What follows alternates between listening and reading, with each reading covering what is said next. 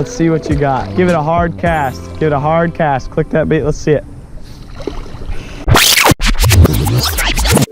Hello everybody, welcome back to this week's episode of Tried Outdoors. This week I'm here with Jake the Snake, and today I'm going to be teaching him how to use a baitcaster. Now I know in the YouTube fishing community in general, baitcasters are viewed as, terrible to learn. And they can be, but if you learn to use the tool correctly, you can do it right and you can, avoid those tangles. Now part of the battle is buying the right type. Now I started out with the Abu Garcia Black Max. That was my first baitcaster.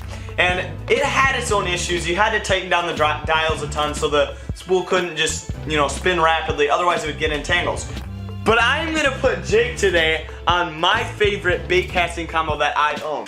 And so the reel I'm gonna be putting Jake on today is the Daiwa Tatula 100H. This is a right-handed reel. This reel has 7 ball bearings and the gear ratio is 6:3. So that means that every one time I turn this, the spool is gonna turn 6.3 times. So the return is not gonna be too fast, but not necessarily too slow. Now as far as the pole I'm using, it's actually the Cabela's Claw Eagle 54-inch. Yeah, 7-foot heavy rod. This is perfect for like basic starting rubber. The sensitivity is awesome on this. And not to mention, you get the lifetime warranty, no questions asked. I could literally break this thing over my knee right in front of a Cabela's worker and they wouldn't care. They'd give me a new one. That's what I like about this pole especially. Now, something you gotta realize when you're casting these bait casters, they can't always cast the lightest baits. That's just something they can't do without getting in tangles.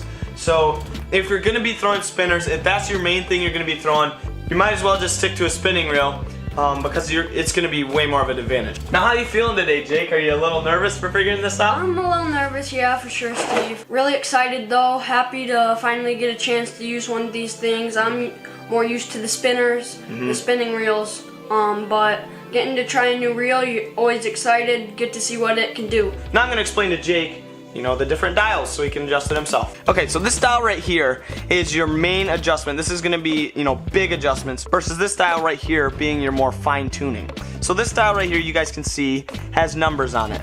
Now these numbers, the higher the number, the more it's not going to let the spool free spool. If I tighten it all the way to 20, you're not going to be able to cast as far, but I guarantee you will not get in a tangle. So as I loosen this, it's going to become more and more likely to bird's nest. So here's how bird's nests happen. It happens when the spool gets ahead of the line. And the spool keeps going, but the line doesn't. So that's why you got to tighten your brakes enough to where you won't get in these bird's nests. So now Jake, I'm going to put you, as you are a learner, I'm going to put you on dial number 10. So this is about halfway. Number 10 there. And then I'm going to adjust this side. This is more fine tuning, right? So this depends on the lure you're using. I'm going to put it about midway through, and that should be good. He shouldn't get into any big tangles. So now that we've got the bait caster adjusted properly, I need to teach Jake how to cast it. So what you're going to do is press the button, and at the same time, my thumb is on the spool. And as I go to cast, my thumb is still on the spool, and as I flick forward and I want to cast, I'm going to let go of the spool, and that's what's going to actually cast it out. Now I suggest starting out that you need to cast sideways. Cast like sideways like this because it's much harder, and you're going to, trust me, I tried this and I failed many times. You're going to shoot straight into the water your first time and you're going to get into a terrible bird's nest. Trust me, listen to me. Do not cast over your head until you're absolutely comfortable casting to the side. So anyways, as you're casting and you get to that point that you want to release that, your thumb comes off the spool and you're lightly fingering it. So you don't want to be pressing super hard. You're just barely going to be putting pressure on it just to keep the spool from overspinning. So now what that's going to do, Jake, is as soon as it comes and you're closer to the water, and as soon as you're about to hit the water, you need to thumb the spool to get it to stop, basically, to stop the bird's nest. So does that make sense, Jake? You got any questions? Yeah, sure. Just wondering, how far does this usually cast? With the settings and the dials, what can I depend on for a cast? Right. So comparing to the spinning reels that you're used to, you're going to get a ton more casting distance on this. Even with, the same weights, you're going to be able to cast things a lot further. If they're even heavier, the better it is. You know what I mean? Yeah. Because then you're really going to be able to use this heavy pole to your advantage. So you're going to expect to be casting a ton further. That's something that, each reel that you use, depending, is just going to cast further or shorter. Yeah. So you just need to kind of adjust to the one that you're using. Good to know. Thanks so much for teaching me. I'm really excited. and hope I do this good in the river. Yeah, let's do it. Here we go. This is the old river, the old good spot down here.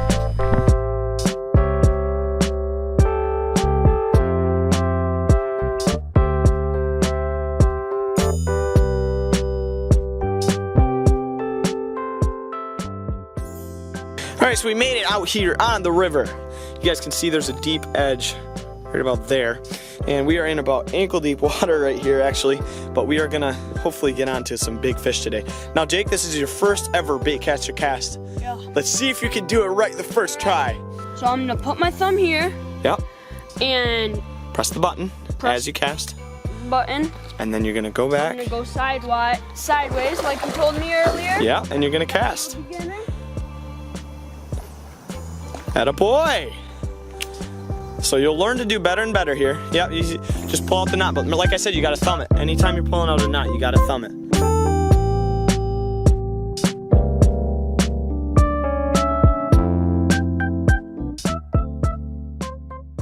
How you feeling, Jake? Feeling good now that I'm getting used to it. A little nervous yet? A little nervous yet. Yeah, you just gotta think before every cast. You gotta think of what you're gonna do. You know what I mean? Yep. So let's. And just remembering what I'm doing. No reason to get frustrated, you know. Thumb it. Good. All right. Attaboy. All right. Now what I want you to do is whip it. Just whip it. Go for it. Okay. He's really gonna go for it on this cast. Now we're talking, dude. Didn't even get in a tangle because it's adjusted properly. That's what happens. Fish. Yeah. Cast towards the rocks. Good cast, kid. Good hit. Fishing real slow here. He hit there. I think he's on. Yep. Got him. He's a good one. He's definitely a good one here. Wow. Yeah, he's a good little guy down there. Not bad. These smallies in the river are just so insane. They fight like all get out. He's not even huge. He's like probably 10 inches, maybe 12. And he's fighting like a 14 plus. I mean, largemouth this size don't fight very much at all. That's why I love smallmouth fishing. Oh my goodness. So that 4-inch Senko is what I used. And that's the old bass right there. Good little guy for down in here. They do get bigger. This is about a standard size smallmouth for some. For some rivers, this would be a big one, but for the river we're fishing, there's definitely bigger ones in here.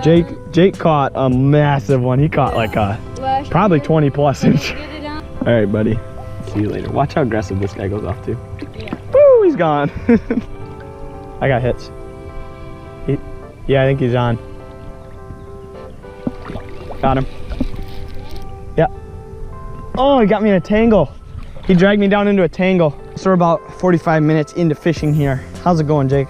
It's going good. I really like this reel. To me, it's doing a lot better than my spinning reel. What have you struggled with so far? Struggling my casting. I've gotten in a few tangles, but you know those are pretty easy to get out with this nice reel and the adjustments I'm on. Yeah. But the big thing is when I'm releasing way too late. Too late. Now. Yeah, and then it's slinging way over. And then it's swinging way over. Yeah. So like you just gotta remember, you gotta release it early, and you gotta thumb it when it's about 6 inches, maybe 3 inches from the water. Yeah, and hey, it's a learning process. You've definitely gotten better throughout today. I mean, first you were barely casting out to the dark spot. Now you're getting out there, so. I'm in the dark spot, but I know I can do better, Yeah. so Right. I'm gonna try a different bait and see how it goes. All right, let's keep working. Time to challenge you. Uh-oh. It's too easy for you going sideways now. Now I'm gonna have you cast over your head. I wanna see how you do here. Alright. So what I want you to do is just cast down the river there and see how far you can cast it. Let's see what you got. Give it a hard cast. Give it a hard cast. Click that bait, let's see it. That, friends, is why you don't do that. I had to prove it to you. Jake, let him see the tangle. This is why you never cast overhand learning, because it shoots down. I mean, you saw your release when you'd go sideways, it would kind of shoot to the side. It's the same when you cast over your head. And so that concludes this week's episode of Try It Outdoors. Jake, we got to teach you. We didn't get all the fish we would have wanted to, but hey, that's not what this this video was about. It was about teaching you, and I think you were starting to get a decent grasp of I definitely get this now. I'm not gonna say I'm a pro. Right. I'm still getting in those tangles. So a few I need to still get better at working out, but overall I think I improved today, so I'm happy. Yeah, you did much better than my first time I used them, and that was partly because I knew how to adjust it. But you really only got into 2 really bad tangles. I mean, there's a couple you just had to pull out a little bit, but but you did really good today. Nice trick, Jake. Thanks, Will. Hey, Knuckles. Yeah. All right, we'll see you guys later. If you guys enjoyed, like and subscribe. We are posting weekly videos. We'll see you guys later. Peace out.